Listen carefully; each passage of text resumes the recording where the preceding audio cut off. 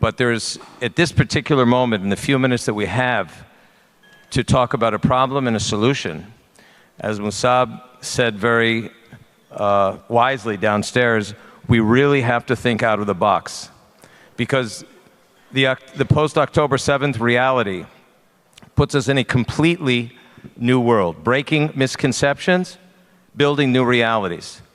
And at the Jerusalem Center for Public Affairs, which is today renamed the Jerusalem Center for Foreign Affairs, for the first time in our over 50-year history, we see ourselves as the engine for Israel's foreign affairs, serving as a bridge between the West and the Arab Muslim majority East. And in that context, after our October 7th, we were surprised by what is known in the literature of terrorism and war as a strategic surprise. 9/11, Pearl Harbor, October the 7th. And what shocked us at the Jerusalem Center for Foreign Affairs was the glee, the energy, the enthusiasm for Hamas in the free world. Because on the face of it, had there been an opportunity to understand what Israel had faced in terms of ongoing terror, 5 terror wars that had been prosecuted by the Hamas, 5, beginning in 2008, 2009, and decades of terror by the PLO before that, an empirical understanding that the Oslo experiment had arguably brought us to the moment that exploded on October the 7th. And what we did at the Jerusalem Center was to have a poll to understand another surprise.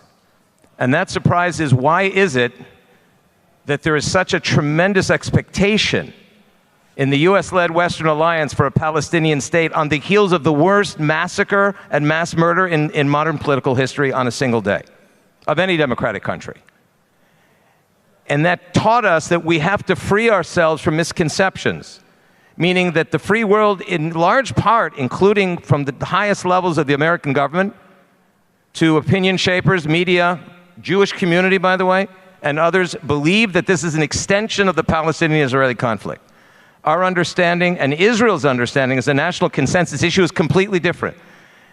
And as I turn to Mossab, I want to say the following, that in many cases in the Western discourse, Israel has been recast as the Hamas, and Hamas, from point of view of virtue, legitimacy, justice, has been recast as Israel.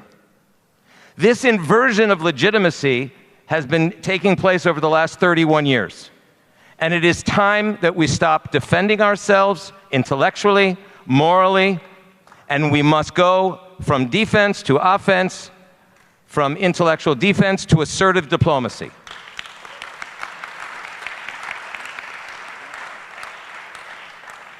And when I thought about who would be the best thinker, because Mossab Hassan Yousef is not only a fighter on Dr. Phil, he's a thinker, a deep thinker, who has profound ideas together with other JCFA scholars, our Vice President Abiram Belaish, Hussein Abu Bakr Mansour, Dalia Zaida here in the front row.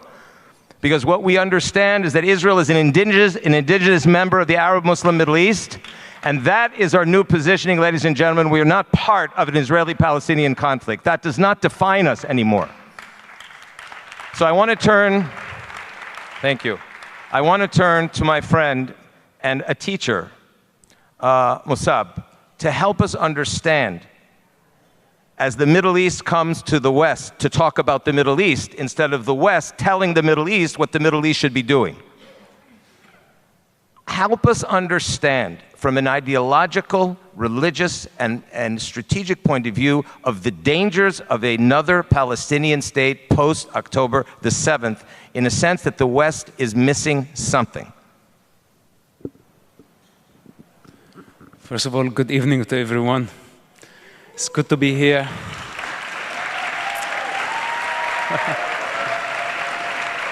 Well, I guess we are awake.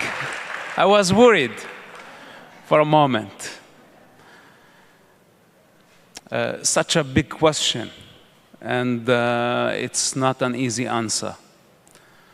Well, I know that the Jewish slaughter on the hands of Muslims has been going for approximately 14 centuries.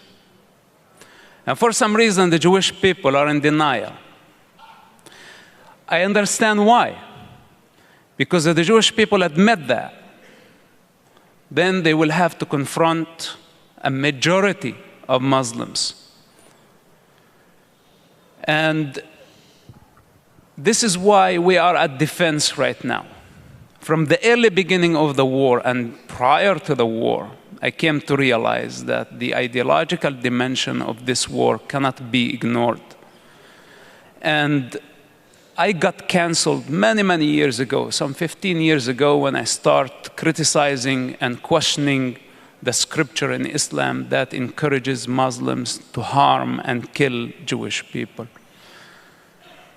And I think the Jewish people are a very peaceful nation that does not look to harm the Muslims. But at least I think that we have the right, you have the right, to question and say, what's going on here? Why the scripture is inciting against the Jewish people, and what the world is doing about it. What other major religions is doing about it. And this is why I changed my strategy, that this is not only about Palestine. Palestine is non-existential. It's just a device that the Muslims use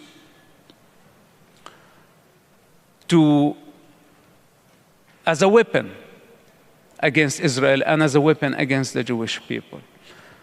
Fundamentally, Muslims think that Allah hates the Jewish people. And how can they love the Jewish people if their God that they bow 20 times a day hates the Jewish people? So I am not here to speak against the Muslims, but I want you to be aware of this fundamental problem, at least in your subconscious. You need to have this somewhere, that we have an existential threat. And now you see it in reality, how they were able to just turn the narrative against Israel in no time. And this is why from the beginning of the war, I said, Muslims, you have to back off. This is not acceptable to take the side of a terrorist group that just committed a genocide, a capital crime, unforgivable crime, by the name of resistance and by the name of occupation, colonialism, etc. Not acceptable. And now we have hundreds of millions of Muslims and Arabs spreading propaganda. And as you see, when people see it thousands of times per day, they start believing in it. It becomes real. So it is the time to move from defense to offense, to call things for what they are, to see them for what they are, and there is no need to be afraid. There is no need for us to be depressed. I have been fighting against Islam alone, by myself, for so many years. And I don't need the permission from nobody. If they want me to cease to exist, this means that I have to fight for my life. And you are in the same position right now. I'm not calling for a religious war. There has been a religious war. And it's about time to wake up. I'm not saying that we go on a war with the Muslim people, but at least we need to educate the rest of the world that we are in danger. Some people out there, hundreds of millions of them, want us dead. And we have to defend ourselves. Hamas is not only acting on their own. They belong to the Muslim Brotherhood. The Muslim Brotherhood belongs to a religion. And that religion has a scripture. And it's about time to open the books for the rest of the world. The majority of the world are with the Jewish people. Hinduism, they understand the Islamic danger.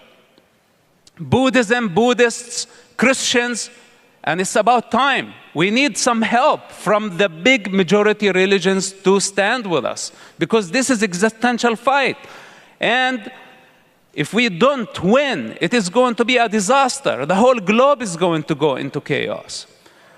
I did not mean to talk about Islam this much, but in my opinion, Palestine, the Palestinian Authority, the PLO, Hamas, Islamic Jihad, the Muslim Brotherhood, all of them are inspired by the same death cult.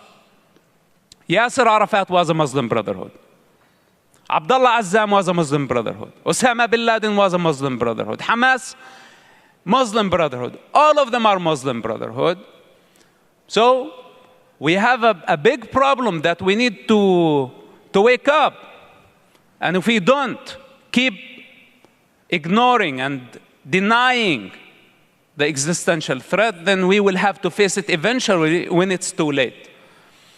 Palestine depends on the destruction of Israel. If there is any definition of Palestine, it means the absence of Israel. This is what Palestine is. And now, they got legitimacy somehow. But we ask them the question, what is Palestine? Is it an ethnic group? Is it a religion? Is it a distinct language? Do you have scripture? Are you a nation? Were you a country? None of that. So what is Palestine? And what is the purpose of Palestine? So for those who are representing the two-state solution, and I try to conclude, they want Israel to cease to exist, or they are not aware of this existential threat. Because in my opinion, Hamas is a small threat comparing to the Palestinian Authority. All this global chaos is managed by the Palestinian Authority, by the PLO. It's not Hamas propaganda. It's the one who sits in Ramallah, pay all the advocates worldwide through their embassies. Those are the ones who are fighting against Israel's legitimacy. So we need also to be aware of this big problem. This is a really...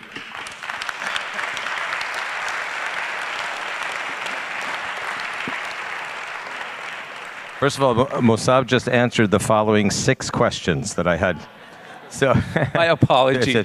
I get carried away. Yeah. Get him a bottle of Evian here.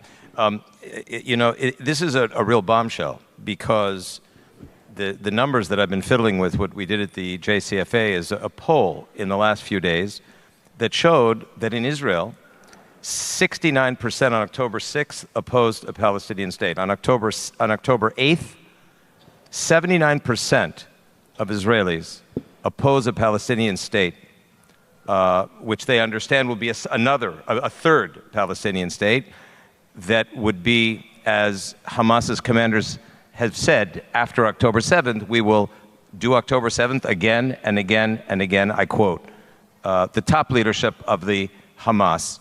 And everyone in this room may know that the polling numbers in Judea and Samaria, the West Bank, on behalf of Hamas are overwhelming in their support. So it wouldn't be an exaggeration to say that Hamas today is the recognized leader of the Palestinian street. Would that be correct? They won the last election.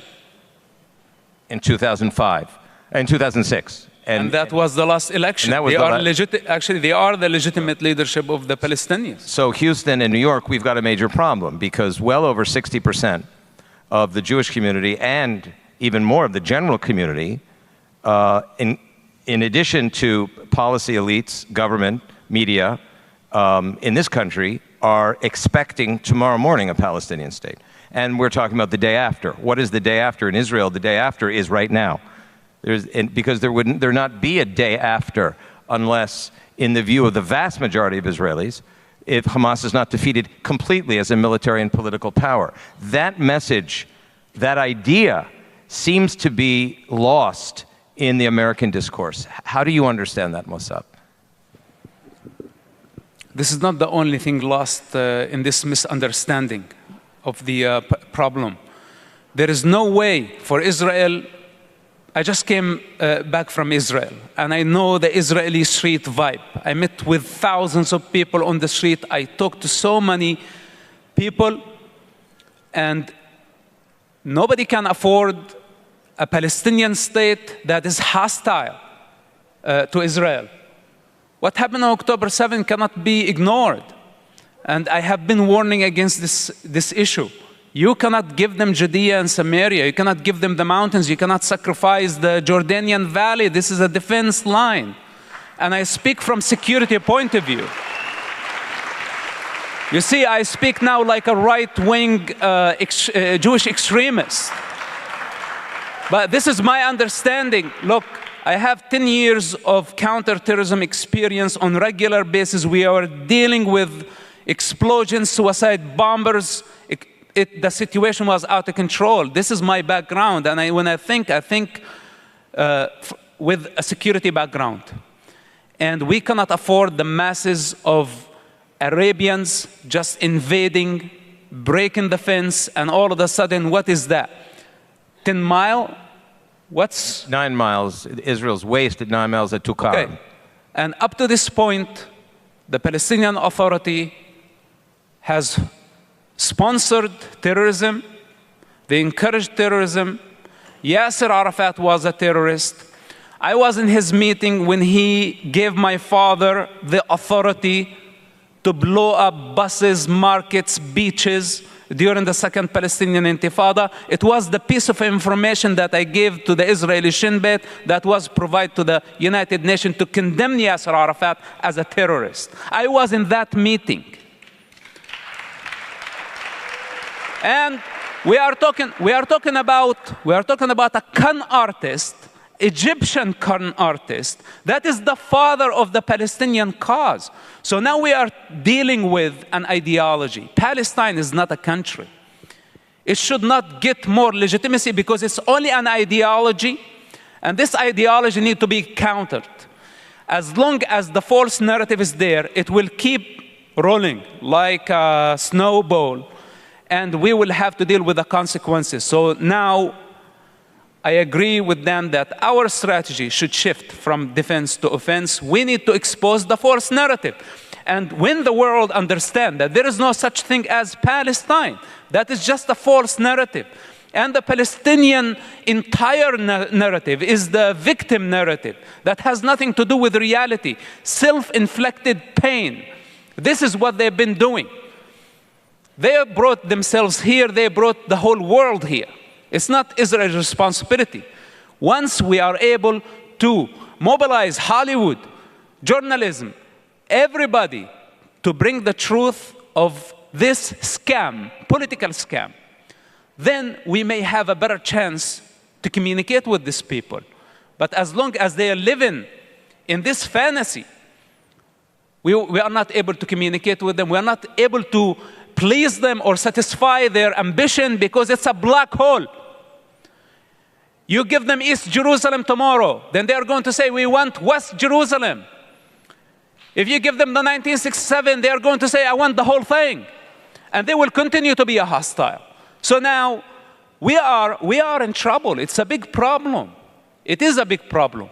So, is there a solution? And Dan and I, we've been discussing this. Yes, there is a solution. But first of all, we have to get anchored in the truth and face reality, face things as they are.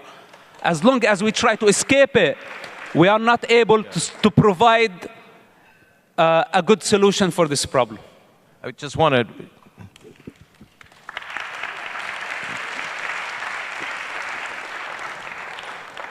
We would be remiss if we moved on to the last few minutes about solutions, and there are solutions.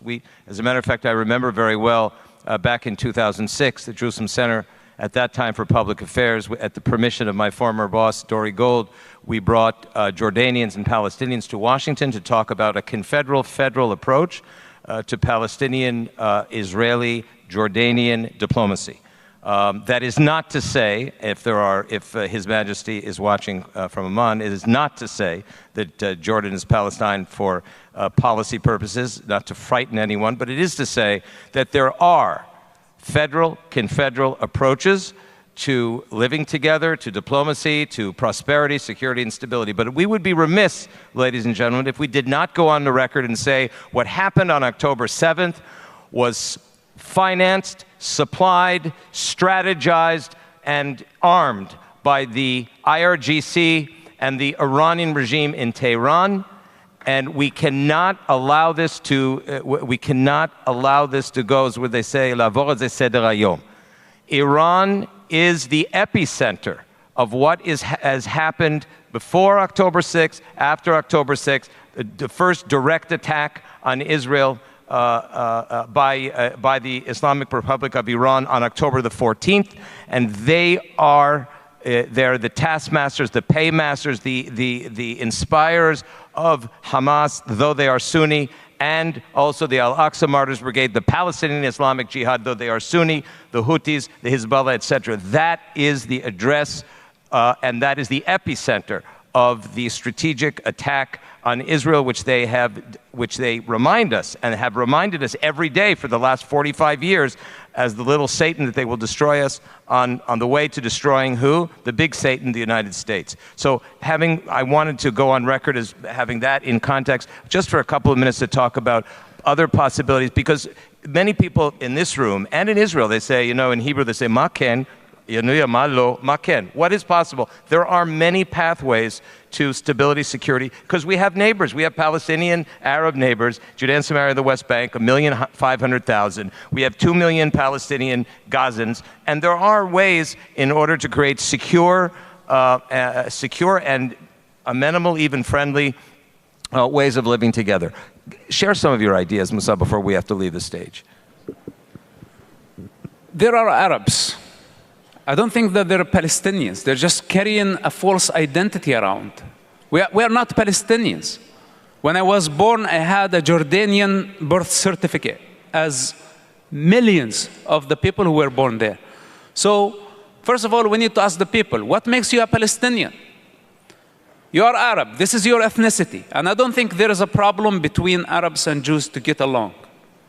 We have 2 million Arabs in Israel, even though I am not sure about their loyalty. And this is something also need to be taken into consideration. What we need a solid police force. We don't need 40 or 50,000 armed militia with Kalashnikovs all over the place protecting the governing authority. What do I want to do with all this? So first of all, we must disarm the Palestinian Authority. We don't need so many guns. We need a police force that is not corrupted, that can keep order for the Palestinians. Then it can assure Israel's security. Mahmoud Abbas will die sooner or later. The man is at the edge of collapse. And everybody is counting on Mahmoud Abbas. What's the day after Mahmoud Abbas? Who's going to rule the show? Who's going to be the player? They are conflicted people. So counting on the Palestinian Authority is a form of insanity. This is for the people who just like putting their head in the sand. They're not realizing. We are betting on a dying thing. Actually, it's already dead. So we need to find an alternative. And what we need a police force. And by the way, my wild opinion, let Arab rule Arab. How about mandatory recruitment to the Arabs, to the Israeli Arabs, to rule the Arabs in the West Bank? One solution. Okay, not so many enthusiasm for this. But Arabs know how to deal with Arabs. It's not Israel's fault to manage the Arab madness. If it's not that, it could be the Jordanian intelligence, it could be the Egyptian intelligence, it could be a confederation with Jordan, with Egypt.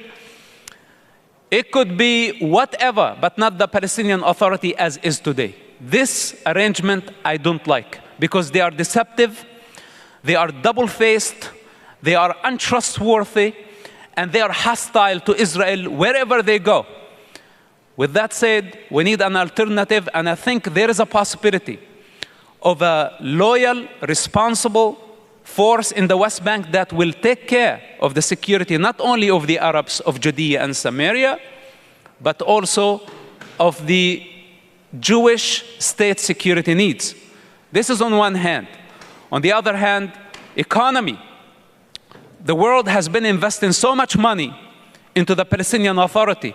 And look at their operation. Worldwide embassies, delegations, ambassadors. How much is that budget, the annual budget, only to pay for the Palestinian Authority ambassadors and their entourage? Instead of all this, the Arabs in the West Bank don't need all this money spent, hundreds of millions of dollars on nonsense. We could have directed that money to build the economy for the generation in the West Bank. And this is where we need to shift strategy. Then, education.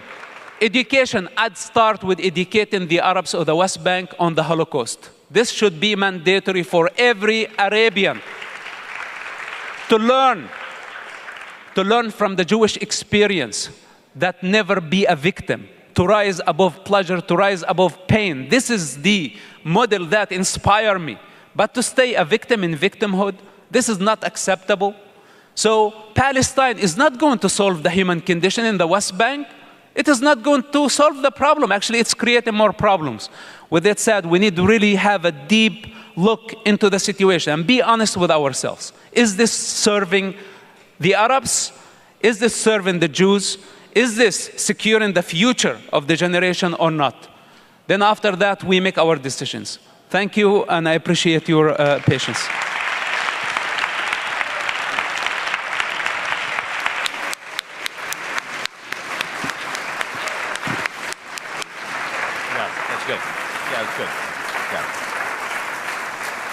Thank you, ladies and gentlemen. Thank you, Mossab, very much. It was great. Thank you.